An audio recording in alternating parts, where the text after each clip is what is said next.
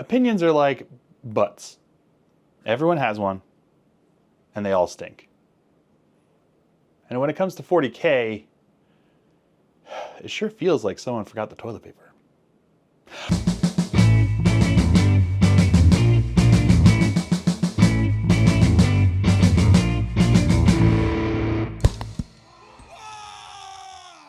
Welcome, ladies and gentlemen, to another Glacial Geek video. I am Phil, the Glacial Geek, and today I am coming to you with a state of the Imperium, kind of my take as to the state of 40K right now. It's still the biggest joy that I have in the hobby here is building and painting Warhammer 40K models. I'm now starting to dabble into other games, but I'm just starting, and it's fun and it's exciting to do those new ones, but they're new, and my heart is in 40K, and since the last balanced data slate that they had, I have been very excited about 40K to get back into it again, and I've been going to more tournaments now, being able to play with my Dark Angels, and I've been excited to do that because it's been a while since I've been excited about my Dark Angels, and it's fun to be able to go to a tournament and know that I can do what I want them to do and try to win me the game, and not necessarily win, but try to win me the game, as opposed to where they were kind of when their book first came out. So I kind of want to go over like my general opinion on where the game is right now. 10th edition, or 10.5 even, as some people have called the new edition. But to me, it feels like this is the kind of thing that every single person has an opinion about. Even people who have not played Warhammer 40K since first edition, they still seem to have an opinion as to what 10th edition is and what it means to them, even though it doesn't literally mean anything to them. So let's kind of get into it. Generally, what do I think Warhammer 40K is right now? I think that, quite frankly, I feel like since I've been playing this game, this feels like one of the strongest editions that they've had.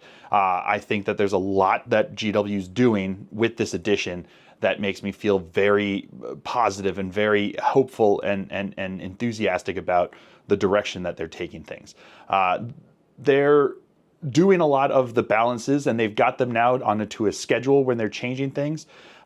Quite frankly, I think they'd be damned if they do, damned if they don't when it comes to this, because I'm not so far gone in the head that I can't remember back in the days when GW would put out a book and be like, good luck, enjoy this for maybe an entire edition. We're not going to say anything about it, and it's up to you to figure out how this all works. And they would just put it out there, and you'd just be stuck with it, and there would be no understanding. The fact is that GW in the past is the reason that ITC exists now, is because they came out with their FAQ for tournaments so that people could actually play the game in any kind of semblance of understanding without having to resort to just rolling off for every single rules discrepancy that would occur in every single book. And now, with the GW taking the reins on this and coming out there and them putting out the FAQ and the understanding, means that these kind of decisions are coming from the source. They're coming from the people who have written the rules, and they know what is intended because they wrote it. So whatever they intended with it is the way it was meant to be. So now with them taking the reins and putting out their own FAQs, putting out their own balances, and trying to get the game to a place where you can legitimately go in, decide on an army, and then want to play them and be able to play them, is incredible to me. I think that's great, because I'm coming back from like the 7th edition days where it was the Necron, Tau, and Eldar combined together to make like the ultimate of jerk facery that would just dominate, and that was it. That was like number 1, 2, and 3 of every tournament were going to be those lists, and that was it. That was your options. And you didn't have any options in the kind of the armies that you wanted to do. If you wanted to be competitive, you kind of had to take those meta armies. Now, I mean, there's kind of a meta, but it's so weird and different that it's not the same thing. And now what it is you can go into it with your army and figure out how you make them work. You know, there are always going to be good and bad units. You know, there's always going to be the Deathwing Knights, and there's always going to be the Reavers. Like, there's going to be something. There's always going to be those units that are just going to get more use than the ones that are not going to get as much use. And there's nothing you can do about it, especially when you've got such a wide range of models going across every single army that you have out there.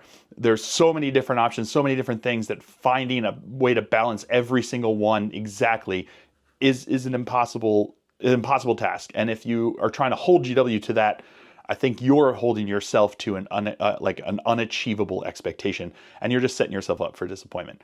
But if you look at it now, if you look at the results in the events, you look at the results that are happening in tournaments, you see what's going on the tabletop. It's a wide variety of armies that are finishing in the top places. There's a wide range of different options that people are doing. It's no longer just shooting. It's no longer just Alpha Strike. There are armies that would prefer to go second, and coming from like the 7th edition days, like that's preposterous. It was like if you went first, you won, and that's kind of the way it was. It's no longer the case anymore. Now there are people who want to go second because they have a better chance of winning if they go second. And I think that they've achieved a place of balance in the game that makes the game itself feel more fair and more enjoyable. To me, at least. I mean, you may disagree, and you're allowed to. Like I said, everyone's got their butts. But to me, looking at it and playing in tournaments, going to the conventions, and seeing the way things are going, 10th edition is getting a rousing round of applause from most people that I see. I know there are a lot of people that there's like, oh, well, my scene disappeared. I've seen scenes disappear regardless of what happens with the rules. Honestly, I've seen scenes disappear just because someone decided they wanted to play a different game, and that's what ends up happening. And the one person that was left behind that wanted to keep playing 40K is left with going like, well, it must probably GW's fault. And the fact is that the tournaments are selling out. People are going to these big events. People are enjoying the game, and they're having fun playing 10th edition. And 10.5 to me feels like an even stronger place that they've come to with this balanced data slate, where you can have pretty much any army that you want to bring, and you can have fun and do well at a tournament if you try. There's always going to find that list that's going to work for you. You've got to find the play style that's going to work for you. You got to find all the pieces to put them together. But 10th edition feels like they've got that far more than 7th, 8th, and 9th did to me, personally. I also am a big fan of the way that the missions are in 10th edition. I always enjoyed Maelstrom of War. Using the cards, having things change, and trying to react to them was always, to me, much more fun. And that's why I used to play them a lot more when I would have an option, back when it was Maelstrom or the regular game. I always used to go with Maelstrom because it was a lot more fun to play with the deck of cards, play with those missions, the secondaries, that just like the options that just kept objectives that just kept popping up and changing the way it goes, and you had to be reactive. You had to make lists that were able to be reactive, and 10th edition made that the norm. You have your primary where you're trying to hold objectives, but you also have the secondaries that are mostly people are using tactical, especially now. Like previously, there was a lot more where you build around the set ones. It feels like there's a lot more people are going with the tactical, just because it's a lot more fun. You have a lot more options to try to get things, and it's like things don't get like it's not as easy to like roadblock when you don't know what cards are coming up there. So people are having fun with those. I do feel like the change to secret missions is a better one than the Gambit. I did Gambit once, and that was the first game because I just wanted to try it and see what it did. They were impossible. There was no way that I was ever going to get to Gambit. Secret missions feel like they can actually do something, and the fact that they limit them to the 20 points feels like it's a good way to go about it, and it feels like it's a way that kind of like limits how much they can do, but it also gives someone a reason to keep playing into the later rounds of a game.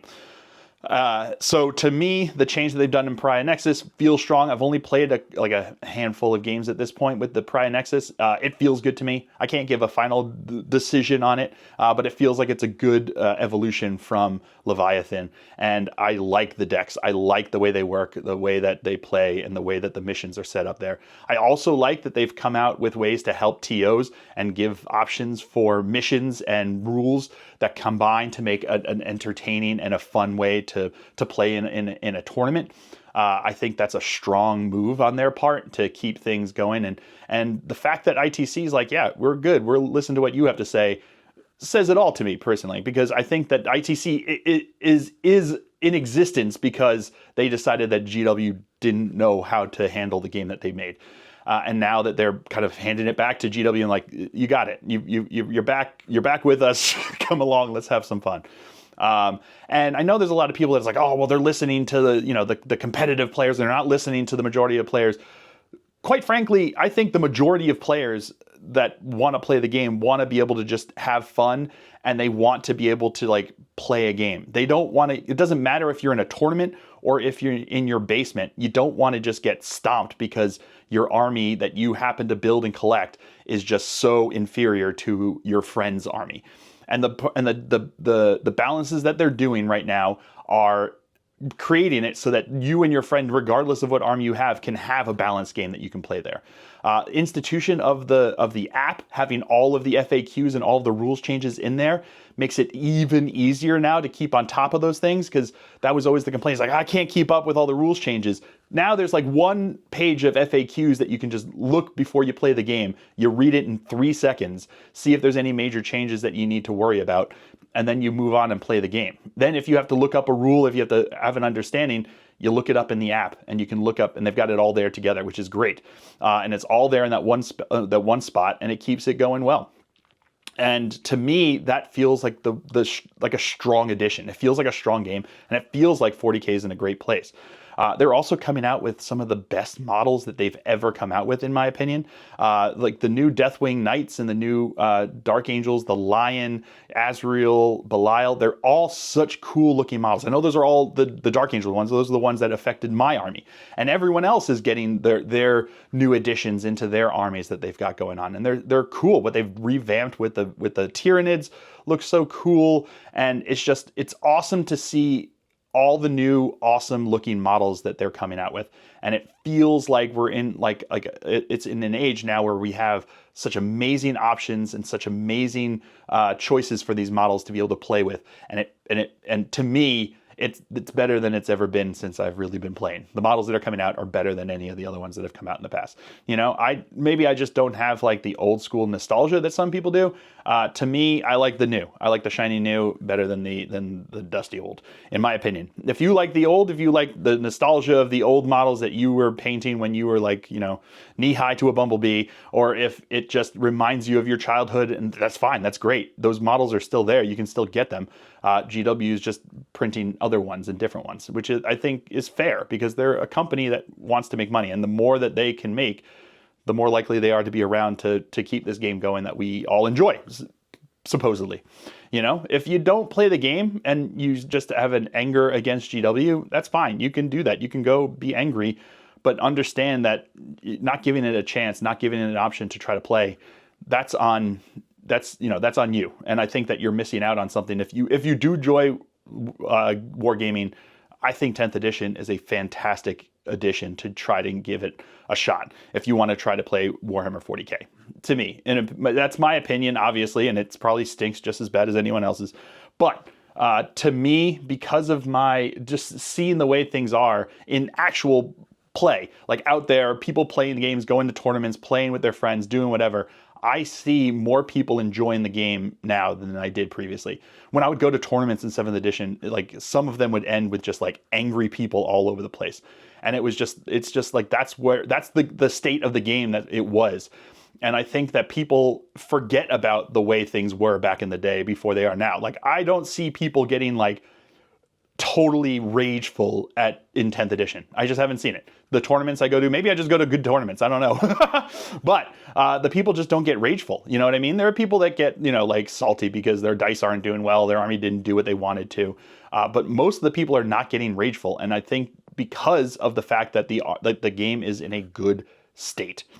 And to me, that's all you can ask for from GW, and then the rest is up to you to find your way, to find your happiness, find your joy within this hobby, building, painting, playing, listening, reading, whatever it is, find your joy and you be happy with it, because that's what's important to me. And at the end of the day, finding our joy is why this is a hobby, and that's what we should be doing. So, yeah, to sum it all up, good place, I think, you know, and there's plenty of other, we're also like in this golden age of wargaming where there's a billion different options you've got Uncle Adam and Vince Venturella putting out games like Death Wizards with Snarling Badger Studios. And then you have things like Frostgrave. You even have from GW, you have options like War Cry and Kill Team that are just like two different ends of the spectrum, where you have Kill Team that just feels like way more crunchy for people that like those crunchy rules. You've got a resurgence of BattleTech. You've got Infinity. You've got all these different games and rules that are coming out. You even have one-page rules if that's what you wanted, even simpler that you want to be able to play with it. There's such a plethora of options that are out there that people can use and play with their models, play with their toys, and enjoy this hobby. That if you're just looking for reasons to be mad, then oh man, you're doing yourself a disservice. You need to find that joy. You need to find the ways to be happy. So if 40K isn't for you, that's fine. Go find another game though, as opposed to just still staying there in 40K and just railing against it. Like, find the joy. Be positive about Frostgrave. Be positive about Conquest, whatever it is. Go out there and find that game that brings you that joy, and be positive about that, as opposed to just sitting back and armchairing angrily at GW or 40K or whatever it is that you want to be angry about. The new edition of AOS is out, and it looks really fun and exciting, and there's just so many different options that you can have to go out there and find the joy that, why, of all the flavors out there, why be salty, So, that's my opinion. I think it's in a great state. Wargaming in general is, like, I think in a golden age of options that we have out there. Models are just like getting better and better. And if you can't find joy, if you can't find enjoyment, then at the end of the day, I feel like that's on you. That's not on GW. That's not on anyone else. It's on you. You can find this joy out there if you go and look for it. And that's what I gotta say about it. So the state of the Imperium is that it's on you. You can find the joy. It's out there. There's plenty of ways to have fun, and you need to go out and do it. So, what do you guys think? What do you think about the state of play? Give me your opinion about 40K. Preferably if you've played the game, if you've been playing 10th edition, and what your actual experience with it has been. And I know that I get called a fanboy all the time, and it's like, yes, I'm a fanboy because there's a reason that I play it. There's a reason that I do it, is because I'm a fan of the game, and that's what I want to do. If I wasn't, I wouldn't still be doing it. I'd go off and find some other way to play the game. I'd go off to find some other kind of miniatures game that I want to do, or I would just sit and paint models and not play the game. That's not for me. That's not me. The reason I'm a fan is because that's what I'm doing. I'm finding the joy and by doing it. So call me a fanboy. I take it as a compliment because it means that you see the joy that I'm having in this hobby. But let me know what you think down below.